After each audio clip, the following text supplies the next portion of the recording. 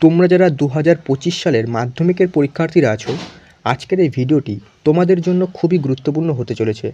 কারণ আজকের এই ভিডিওতে আমি তোমাদের বাংলার পথের দাবি গল্প থেকে কিছু গুরুত্বপূর্ণ এমসিকিউ প্রশ্ন উত্তরসহ আলোচনা করব। একদম নতুন পদ্ধতিতে আলোচনা করব। অর্থাৎ আমি ধরো একটা প্রশ্ন বললাম, একটা প্রশ্ন এবং উত্তর বললাম, এবং এই প্রশ্ন থেকে বা ওই প্রশ্ন রিলেটেড, ওই প্রশ্ন সম্পর্কিত আরও কোন কোন প্রশ্ন হতে পারে বা যেই প্রশ্নগুলো হতে পারে সেগুলোও কিন্তু একেবারে আমি আলোচনা করে দেবো। আর এর ফ্রি পিডিএফ তোমরা সম্পূর্ণ পেয়ে যাবে। পিডিএফটা কী করে পাবে তার জন্য কিন্তু সম্পূর্ণ দেখতে হবে। এইভাবে কিন্তু কেউ আলোচনা করবে না। তোমরা অন্যান্য ইউটিউব চ্যানেল যদি দেখো তাহলে কতগুলো প্রশ্ন হয়তো টেক্সট বই থেকেও তো না, সেটা কোনো সহায়িকা বই থেকে তুলে দিয়ে দেবে, সেগুলো বলবে, সেগুলোই আসবে। 50-60টা প্রশ্ন থাকবে, সেগুলো কিন্তু পড়তেও কঠিন, না তোমাদের পড়তে ভালো লাগবে না। আমি যেভাবে তোমাদের প্রশ্নগুলো তুলে ধরবো, যেভাবে দিয়ে দেবো, যেভাবে বুঝিয়ে দেবো, সেটা কিন্তু তোমরা যদি একবার দেখো তাহলে কিন্তু তোমাদের পরীক্ষা যে কোনো প্রশ্ন দিক না কেন তোমরা কিন্তু করে আসতে পারবে।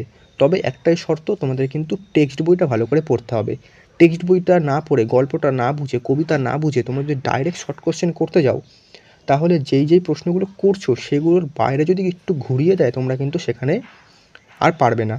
তাই টেক্সট বইটা পড়া কিন্তু অত্যন্ত জরুরি। আমি বলছি না যে আমি যেই প্রশ্নগুলো দিচ্ছি এখান থেকে 100% একদম এর বাইরে আসতেই পারে না, তেমন কিন্তু নয়। তবে এখান থেকে কিন্তু 95 থেকে 99% প্রশ্ন এখান থেকেই ঘুরিয়ে ফিরে দেওয়া হয়। তোমরা কিন্তু অবশ্যই টেক্সট বইটা আগে ভালো করে পড়ো। টেক্সট বই ছাড়া কিন্তু তোমরা কিন্তু ঠিকঠাক করে লিখতে পারবে না, সে বড় প্রশ্নই হোক, ছোটো প্রশ্নই হোক। টেক্সট বইটা কিন্তু মোস্ট ইম্পর্টেন্ট। প্রথমে টেক্সট বইটা পড়ে আমার এই প্রশ্নগুলো প্র্যাকটিস করো। আশা করছি তোমরা কিন্তু এখান থেকে প্রশ্ন পাবে। আমি একদম গুরুত্বপূর্ণ প্রশ্নগুলো রেখেছি, তোমরা কিন্তু টেক্সট বইটা তাও ভালো করে পড়ে রাখবে। ঠিক আছে, তো শুরু করছি। দেখো, আর তোমাদের ইতিমধ্যেই আমি বহুরূপী গল্প থেকেও কিন্তু এমনভাবেই প্রশ্ন আলোচনা করেছি, সেটাও দেখে আসতো, তার লিঙ্ক ডিসক্রিপশানে রয়েছে। আর মাধ্যমিকের বিভিন্ন সাজেশান সেটাও কিন্তু আপলোড হচ্ছে, সেগুলো কিন্তু দেখে আসতে পারো। তো শুরু করছি। দেখো, প্রথম প্রশ্ন 1 নম্বর, তেলের খনির কারখানার মিস্ত্রিরা চাকরির উদ্দেশ্যে কোথায় গিয়েছিল? আমি অপশানস রেখেছি, তোমরা যদি উত্তর পারো তো অবশ্যই জানাবে, না হলে আমি তো বলেই দেবো। অপশানসগুলো দেখো, কলকাতা, দিল্লি, রেঙ্গুন, বোম্বে। এটা সঠিক উত্তর হবে রেঙ্গুন। একই সাথে কিন্তু প্রশ্ন এটাও হয়, হল ঘরে মোট ঘাট নিয়ে 6 জন বসেছিল। তোমরা যদি গল্পটা ভালো করে পড়ো তাহলে কিন্তু বুঝতে পারবে। গল্প না পড়ে এসে ডাইরেক্ট প্রশ্ন দেখলে তোমরা কিন্তু কিছুই বুঝতে পারবে না। তারপরে দেখো, পলিটিক্যাল 2 নম্বর প্রশ্ন, পলিটিক্যাল সাসপেক্টের নাম ছিল, অপশানসগুলো দেখো, সব্যসাচী মল্লিক, সব্যসাচী রায়, অপূর্ব রায়, নিমাইবাবু। সঠিক উত্তর সব্যসাচী মল্লিক।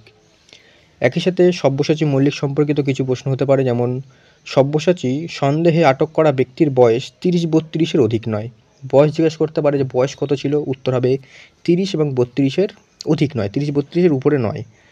তারপরে সব্যসাচী নিজের নাম কি বলেছিলেন? সব্যসাচী নিজের নাম বলেছিলেন গিরিশ মহাপাত্র। এই দুটো প্রশ্নও কিন্তু আসতে পারে, তো এভাবে কিন্তু পড়তে হবে। একটা প্রশ্ন পড়লাম, তার সাথে সাথে আরও কিছু প্রশ্ন পড়ে নিলাম। একটা করে পড়লে বা টেক্সট বই না পড়ে ডাইরেক্ট প্রশ্ন পড়লে কিন্তু অসুবিধায় পড়বে। এভাবে পড়লে তোমাদের পড়তেও ভালো লাগবে, প্লাস তোমরা কিন্তু অনেকটা অন্যদের থেকে এগিয়ে থাকবে। 3 নম্বর প্রশ্ন, গিরিশ মহাপাত্র তার ট্যাগ থেকে বার করেছিল? অপশানসগুলো দেখো, 5 টাকার একটা নোট, 1 টাকা ও গন্ডা 6 পয়সা, গন্ডা 6 পয়সা, 2 টাকার নোট। সঠিক উত্তর হবে এটার 1 টাকা ও গন্ডা 6 পয়সা। একই সাথে এই প্রশ্নটা আবার চলে এসছে, যাই হোক। এর পরের প্রশ্ন দেখো, 4 নম্বর, গিরিশ মহাপাত্রের বুক পকেটের রুমালে কোন প্রাণীর অবয়ব ছিল? অপশানসগুলো দেখো, বাঘ, হরিণ, সিংহ, কুমির।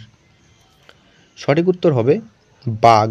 একই সাথে দেখবে গিরিশ মহাপাত্রের পায়ের ফুল মোজা সবুজ রঙের ছিল। এটা মাঝে মাঝে দেওয়া হয় কী রঙের ফুল মোজা ছিল, সবুজ রঙের ছিল।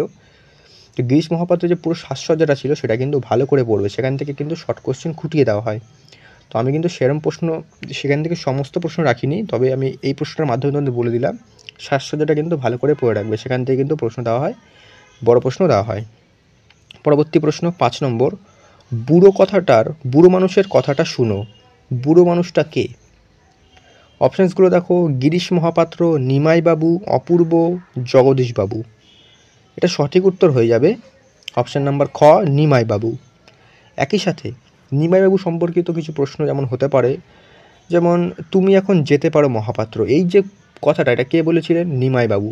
আমি একটা মাত্র দিয়েছি, এরম প্রশ্ন দিতে পারে যে বিভিন্ন লাইন তুলে দিতে পারে যে এই কথাটা কে বলেছেন, বক্তা কে, এই প্রশ্নগুলো ভালো করে দিতে পারে। এই প্রশ্নগুলো সমস্ত যদি দিই আমি তাহলে কিন্তু অনেক বড় হয়ে যাবে, সেক্ষেত্রে টেক্সট বইটা বড়।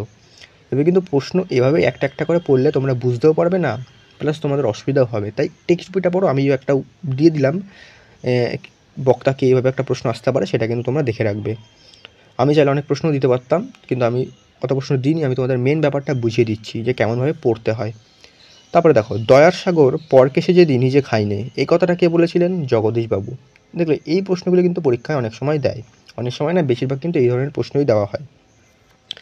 পরবর্তী প্রশ্ন 6 নম্বর, যার গন্ধে থানা শুদ্ধ লোকের মাথা ধরেছিল, কিসের গন্ধে? অপশানসগুলো দেখো, উগ্র পারফিউমের গন্ধ, আঁশটে গন্ধ, লেবুর তেলের গন্ধ, নারকেল তেলের গন্ধ। সঠিক উত্তর এটার হবে লেবুর তেলের গন্ধ। পরবর্তী প্রশ্ন 7 নম্বর, সব্যসাচী মল্লিক পেশায় ছিলেন, কী ছিলেন পেশায় তিনি? পুলিশ, কেরানি, ডাক্তার, শিক্ষক। সঠিক উত্তর হবে ডাক্তার। একই সাথে রামদাস পেশায় ছিল অ্যাকাউন্টেন্ট। অর্থাৎ একজনের পেশা আমি দেখলাম এবং তার সাথে বইতে আর কারো পেশা দেওয়া আছে কি না সেটাও একবার দেখে নিলাম যে রামদাস অ্যাকাউন্টেন্ট ছিল পেশায়। তো এইভাবেই কিন্তু পড়তে হয়, ঠিক আছে। পরবর্তী নাচ দেখতে গিয়েছিল, অপশান দেখো, ভামো, ফয়া, এনাঞ্জং, মিকথিলা। সঠিক অপশানস হবে, সঠিক উত্তর হবে অপশান নাম্বার খ, ফয়া। পরবর্তী দেখো 9 নম্বর, অপূর্বর পিতার বন্ধু হলেন। অপশানসগুলো দেখো, গিরিশ মহাপাত্র, রামদাস, জগদীশবাবু, নিমাইবাবু। সঠিক অপশান হবে নিমাইবাবু, অপশান নাম্বার ঘ। একই সাথে কিন্তু নিমাইবাবু সম্পর্কিত একটা প্রশ্ন খুব গুরুত্বপূর্ণ, যেমন যেটা হচ্ছে, বাবাই একদিনের চাকরি করে দিয়েছিলেন, এর বলতে কাকে? নিমাইবাবুকে। এটাও কিন্তু গুরুত্বপূর্ণ প্রশ্ন, এটা কিন্তু বড় প্রশ্ন, তার 3 মার্কের জন্য দেওয়া হয় মাঝে মাঝে। পরবর্তী প্রশ্ন 10 নম্বর, আপনাকেই হয়তো আর একদিন তার প্রায়শ্চিত্ত করতে হবে, কাকে করতে হবে?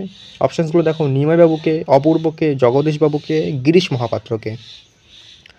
সঠিক উত্তর হয়ে যাবে অপূর্বকে। একই সাথে দেখো, ফিরিঙ্গি ছোড়ারা লাথি মেরে প্ল্যাটফর্ম থেকে অপূর্বকে বাইরে বার করে দিচ্ছিল, এটা দেখে রাখবে, এ ধরনের প্রশ্ন দিতে পারে মাঝে মাঝে।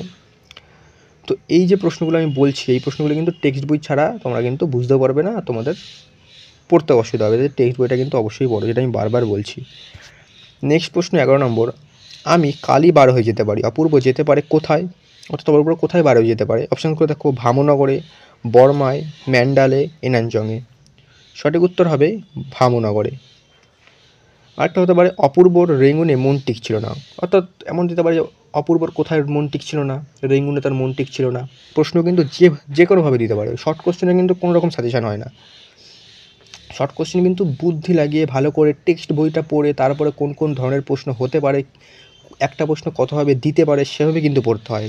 শর্ট কোশ্চেনে কিন্তু কেউ বলতে পারে না যে আমি 10টা দিচ্ছি, এই 10টার মধ্যে 10টাই আসবে বা 10টার মধ্যে 5টা আসবে, সেটা কিন্তু কেউ কখনো বলতে পারে না। যে ইউটিউব চ্যানেলগুলো বলে সেটা কিন্তু তারা কিন্তু মিথ্যা কথা বলে, সোজা কথা এটাই।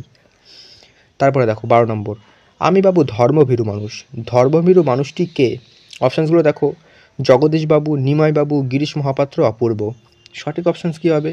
সঠিক উত্তর হবে গিরিশ মহাপাত্র।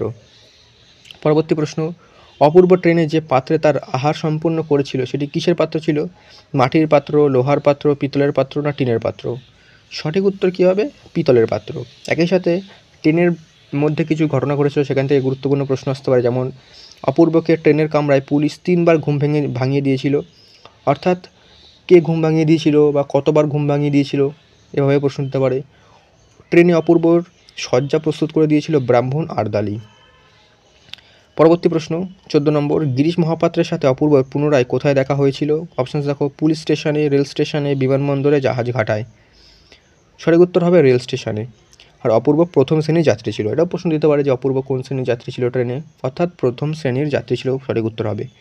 তো এই ছিল তোমাদের পথের দাবি থেকে কিছু গুরুত্বপূর্ণ 14টা প্রশ্ন আমি দিয়েছি, কিন্তু 14টা প্রশ্ন আলোচনার মাধ্যমে আমি কিন্তু তোমাদের 30টার মতন প্রশ্ন আলোচনা করে দিলাম, ঠিক আছে। 25-30টা প্রশ্ন আলোচনা করে দিলাম। তো এভাবেই কিন্তু পড়তে হবে। আর আমি বলছি না যে আমার এই প্রশ্ন থেকে কিন্তু 100% কমন আসবে, হ্যাঁ এখান থেকে কিন্তু প্রশ্ন আসবে, এই প্রশ্নগুলোই গুরুত্বপূর্ণ। এই প্রশ্নগুলো কিন্তু টেস্ট পরীক্ষা বা ফাইনাল পরীক্ষা বা কোনো স্কুলে কিন্তু ইউনিট টেস্ট পরীক্ষাগুলোতে এই প্রশ্নগুলোর মধ্যে থেকে দেওয়া হয়। তবে তোমরা কিন্তু টেক্সট বইটা একটু ভালো করে পড়ো, টেক্সট বই না পড়লে কিন্তু কোনো সময় হবে না, ক্লিয়ার। আর তোমাদের বাংলার বিভিন্ন সাজেশন অলরেডি দিয়ে দিয়েছি, সেটা দেখে আসতে পারো। আর ভূগোলেরও কিন্তু এভাবেই প্রত্যেক অধ্যায় থেকে গুরুত্বপূর্ণভাবে এভাবেই কিন্তু আমি আলোচনা করেছি, তার লিঙ্ক ডেসক্রিপশানে পেয়ে যাবে।